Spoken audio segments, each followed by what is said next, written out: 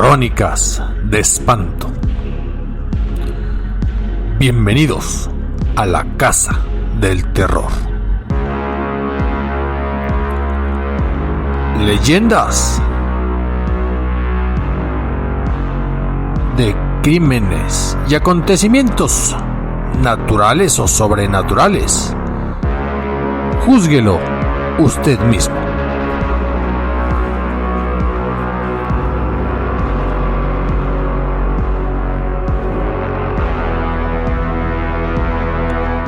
Cuando a mí me hablan de Tlalpan,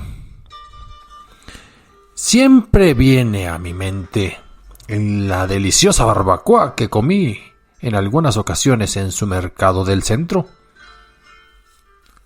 Algunos estudios que realicé en la Universidad Pontificia. Ese ambiente que no pierde de pueblecito, justo ahí en lo que es su centro, su parte más antigua. Pero ahora está absorbido por la mancha urbana y esas historias permanecen escondidas y esas leyendas se vuelven realidad en la noche. Porque de Tlalpan hay varios relatos donde se mezcla lo histórico con lo sobrenatural. Y no hablaremos hoy de la famosa Piedra del Diablo, de las fuentes brotantes, pero sí hablaremos de la fábrica, la Fama, que fue alguna de las primeras, si no es que la primera fábrica que se instaló en el país después de la independencia.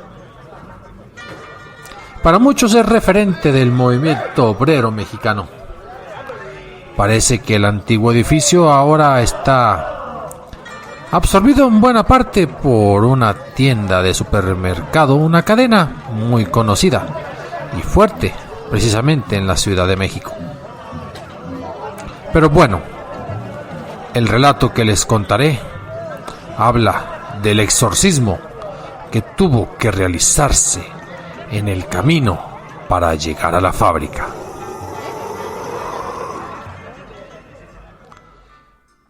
Y nos referimos pues al año de 1926, ya terminada la parte más sangrienta de la Revolución Mexicana. Y Tlalpan seguía siendo pues un pueblo, todavía no, adjunto a la Ciudad de México. Todavía había caminos de terracería, la gente iba y venía, era toda una ocasión para celebrar algo especial, acudir a la Ciudad de México y ibas a vender tus verduras, tu carne. Y algunos trabajaban ahí en la fábrica de hilados y tejidos, la Fama montañesa. De los manantiales y arroyos de los alrededores de esa fábrica, pues brotaban todavía las aguas cristalinas y corrían plácidamente. Pero los pobladores, de repente, dieron cuenta de que en el camino del centro de Tlalpan, de ese ahora pueblo levítico, donde incluso está el seminario conciliar, de ese trayecto para llegar del centro a dicha fábrica, que ahora cruzaría Insurgentes, el viejo camino a la Fama estaba definitivamente endemoniado. Decían los transeúntes que ocurrían acontecimientos misteriosos, los cuales llenaban de pánico a los obreros, que cubrían sobre todo el turno de la noche en esa fábrica de hilados. Y en aquella época contaba don Prócoro, campesino y obrero de aquellos años, que una noche, yendo por ese camino de arroyos, y a un lado del bosque, pues que se detuvo para hacer sus necesidades, y saliéndose un poco del camino, acercándose al arroyo, se acomodó, pues precisamente para dejar lo que el cuerpo definitivamente ya le sobraba. Y así, y así como estaba, con los pantalones abajo y disponiéndose a realizar sus excreciones, escuchó que poco a poco iban creciendo los aullidos como de los coyotes, los rugidos como de fieras salvajes, y un viento que poco a poco hacía un remolino y volcaba todo tipo de esencias de los ramajes de los alrededores, pareciéndole que salían voces demoníacas. Mayor fue el espanto cuando, al tirar el cigarrillo en la hojarasca, afirmó a los que lo escucharon que el centro rojo formó a su apariencia un ojo de tono tenebroso que lo miraba, por lo que, dejando su labor a medio cumplir, se levantó los pantalones y echó a correr a toda velocidad por el camino del bosque con rumbo a la fábrica de la fama. Al llegar a la fábrica, platicó, todavía con el aspecto terrorífico en su rostro, su desventura a todos los demás obreros que trabajaban también en el turno nocturno. ¿Y cuál va siendo su sorpresa? Que don Prócoro había escuchado a Ponciano y a Fidencio, otros dos de sus compañeros, que relataron que a ellos también los habían asustado en ese camino del bosque, donde pues todos dedujeron había demonios, y que esos demonios acechaban con sus vientos tenebrosos y con sus ruidos infernales a todos aquellos incautos que caminaban por la noche del centro del pueblito de Tlalpan rumbo a la fábrica de la fama. Ante esto, fueron a decirle al gerente de la fábrica que definitivamente suspendiera el turno nocturno, porque ya ellos estaban completamente apanicados, no estaban dispuestos a salir y arriesgarse a ser atrapados por alguna de esas bestias infernales. El gerente, hombre de dinero, no hombre de mucho valor, como dice el corrido, pues claro que se negó, porque la producción de hilados era también una fuente de trabajo para muchos campesinos, que de día pues araban la tierra y de la noche laboraban como obreros. Así que les recomendó que mejor tomaran sus providencias y que hicieran lo que pudieran con lo que tuvieran a la mano. Que si un escapulario, que si un crucifijo, que si agarrarse de las manos, que si irse de 5 en 5, pero que terminaran por llegar en la noche a la fábrica de la fama. Discutieron porque no quedaron contentos con esto. Y al final de cuentas, los obreros decidieron que tampoco iban a abandonar pues su tranquilidad, o por lo menos su normalidad, a esos seres malignos que habitaban en ese camino. Por lo que acordaron pues ir con algunos de tantos religiosos que recién pues se habían instalado sobre una parte del camino. Les recuerdo que incluso ahorita Tlalpan y en las áreas cercanas a lo que es el centro está llena de congregaciones religiosas, sobre todo pues católicas.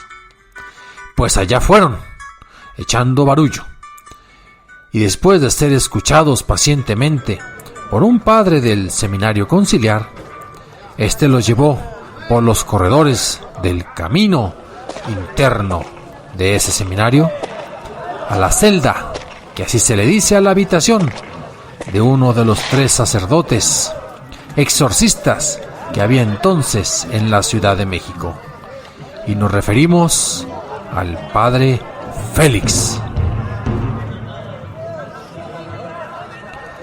Así es que Tlalpan, que contaba con unos cuantos pobladores en el antiguo casco y muchos campesinos a su alrededor, estaría protegido por esas personas que se sabían todas las argucias del demonio. Y así es que los trabajadores, así como estaban, algunos con sus overoles, pero otros también con sus sombreros de palma y con su calzón de manta, se entrevistaron con el padre Félix, con aquel exorcista de buena fama, con guerrero de muchos combates contra los demonios, por donde quiera que se aparecían, y vaya que abundaban en el México de inicios del siglo XX. El sacerdote, luego de escucharlos y de mirar el miedo en los rostros de los obreros de la fama, les dijo que sí les ayudaría a exorcizar ese camino, pero que también él solo no podía. Requería que lo asistieran en las labores de liberación demoníaca de esa terracería. Y hete aquí para todos ustedes que un trabajador, que al tiempo que pasados los meses se convertiría en el líder sindical de la fábrica, fue quien dijo que sí, que el padre pidiera lo que necesitara, recursos humanos, espirituales o materiales, los conseguirían. Claro que sí, le ayudaremos, padre. ¿Qué hay que hacer? Díganos usted. Así es que el padre Félix, después de meditar las palabras y de sopesar en los rostros de aquellos hombres enjutos y de esa raza de bronce para medir el miedo que cargaban en su interior, les dijo que pedía para tal exorcismo una brigada de obreros que en un número determinado lo acompañara por la noche para luchar contra esos demonios que aullaban con sus fieros rugidos y que agitaban las voces del viento, de los árboles e incluso del agua de los arroyos. Para sorpresa de alguno de esos voluntarios, el padre Félix les comentó que necesitaba, pues tal cual como Cristo bendito, 12, a imitación de sus 12 primeros discípulos, y que serían los 12 apóstoles. 12 que se ofrecieran porque así demostrarían que tendrían fuerza física y fuerza moral. Y fíjense que lo más curioso, como si ahí se hubiera convertido todo ese ambiente en una conjunción de karma y de fuerzas benignas, entre ellos se miraron, empezaron a discutir, y al contarse, se dieron cuenta de que los voluntarios que habían acudido al seminario y a hablar con el padre Félix eran precisamente 12, tales como los 12 apóstoles. En ese momento, uno de ellos, paradójicamente llamado Matías, dijo que no los podía acompañar porque tenía un soplo en el corazón y que pues le podía dar un infarto. Pues a eso le contestaron los demás que no era cierto, que el miedo era que se le cayeran los calzones, que para eso estaban todos. Eso le dijo Jacinto, que era uno de los mejores para teñir los hilos de la fábrica, y que tenía buena fama. Así, Matías, vamos, que soplo ni que nada. Y así es que tuvo que aceptar, porque se destruiría el número sagrado de los 12 acompañantes del padre Félix. Y así es que al día siguiente, siendo un viernes y siendo cuaresma porque era el mes de marzo, todos ellos, como a las 10, fueron al seminario. Caminaron y al llegar, el padre Félix les entregó cirios benditos, escapularios, y que entre todos portaran o se pasaran entre el camino un Cristo de madera, el cual, les dijo el padre Félix, venía bendito desde la tierra misma de Jerusalén. Y si pensamos en Matías, o pensamos en Jacinto, o pensamos en Ponciano, pues a todos se les salía el corazón por la boca, sentían que algo iba a explotar, al igual que Prócoro, el primero que contó en la fábrica, y empezaron a murmurar, pero también a darse valor. Antes de salir del seminario como tal, el padre Félix les fue dando recomendaciones. Les dijo que la fuerza de los demonios venía de la debilidad de los hombres. Los previno y les dijo que en el exorcismo posiblemente sentirían temblores de la tierra, que escucharían aullidos de bestias, que esos aullidos y esos gruñidos le darían fuerza a las huestes demoníacas, que buscarían derribarlos o paralizarlos, que pararan de rezar, que incluso el viento podría ser una especie de niebla oscura. Y así, prevenidos y aleccionados, salieron después de las 11:30 de la noche. Y el camino que llevaba entonces del centro hacia la fama, pues era también el camino a las fuentes brotantes. Un angosto sendero entre un bosque muy tupido, cobijado por las voces o por el sonido del viento, de las ramas, de los arroyos, que en aquel momento eran de agua cristalina y abundante. Cuando llegaron al lugar donde Prócoro hace algunos días había dejado su huella, pues en el camino, y donde él había escuchado a las fuerzas malignas, que también habían paralizado a otros compañeros laborantes de la fama, el padre Félix empezó su ritual de exorcismo y empezó a recitar el exorcismo que había elaborado el padre León XIII precisamente para este tipo de acciones. Pero entonces percibieron raros murmullos, los cuales iban en aumento. Sus cuerpos empezaron a temblar, porque se sentían observados en todos sus movimientos. Así es que, con determinación, el padre Félix continuó el conjuro.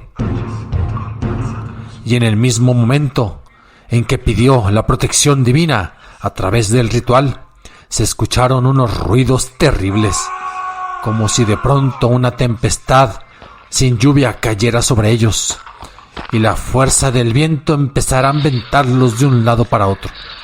Sin embargo, los 12 apóstoles obreros ya tenían sus cirios encendidos, y por gracia del cielo parecían que no se apagaban. Y también rezaron, y se juntaron en manojo para no ser arrastrados por estas tempestades invisibles con furiosos vientos. Se dejaron escuchar decenas de cadenas arrastradas por entes malignos, y ellos sentían como si los fueran a golpear con esas cadenas.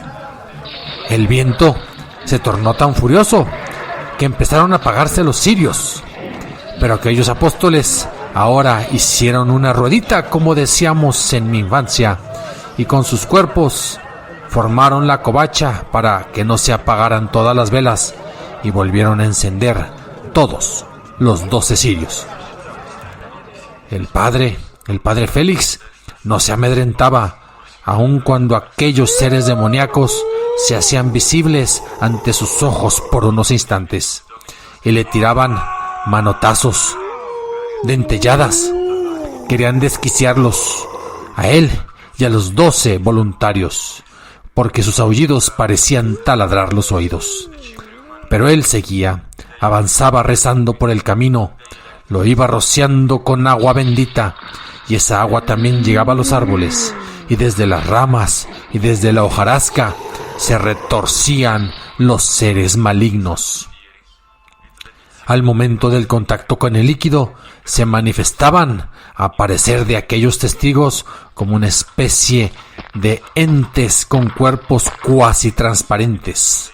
Era, a juicio de Prócoro y de aquellos, una especie de fantasmas, y se tornaban visibles momentáneamente antes de ser destruidos por el poder del bien. Pudieron ver, a juicio de aquellos, en la medianoche, una fauna de seres deformes, de grandes perros, de caballos incompletos, de osos furiosos que embestían, pero no podían traspasar esa especie de capa invisible que se había generado con los rezos del padre Félix, con las oraciones de los 12 voluntarios, con los cirios benditos, con los escapularios y con la madera y con el Cristo mismo bendito desde Jerusalén, dispuesto a luchar contra los demonios.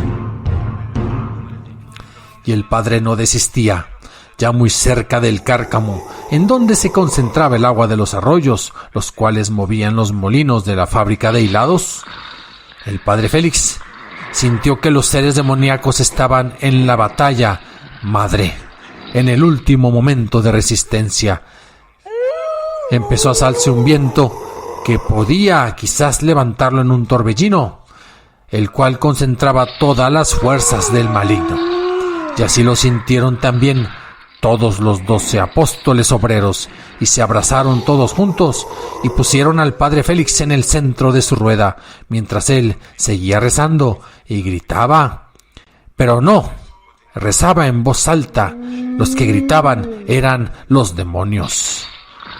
Sus gritos y lamentos eran cada vez más fuertes, y el viento parecía ser más atronador.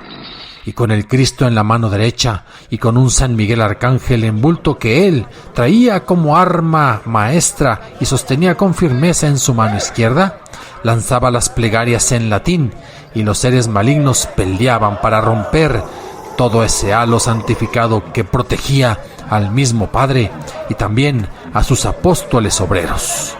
Y llegó el momento crucial. Con una voz de estruendo, desconocida incluso para el mismo padre Félix, hete aquí que se dispuso a terminar el exorcismo, a dejar de rezar en latín, y por si el diablo era un inculto y los demonios unos ignorantes que no conocían esa tan sagrada lengua, gritó con su voz que retumbó en los 4 rumbos de toda esa zona de Tlalpan la oración a San Miguel Arcángel. San Miguel Arcángel, defiéndenos en la lucha, sé nuestro amparo contra la perversidad y las acechanzas del demonio. Que Dios manifieste sobre él su poder, es nuestra humilde súplica. Sí, reprímale Dios, te pedimos suplicantes.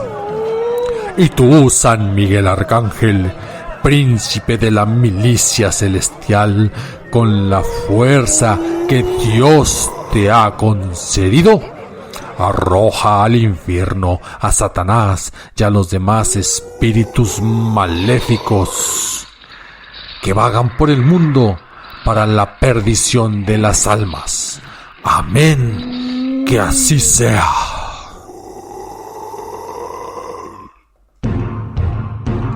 Después de esto, parece ser que Luzbel y su séquito se hundieron en hilos débiles que se fueron desvaneciendo hasta perderse en una bocanada de silencio.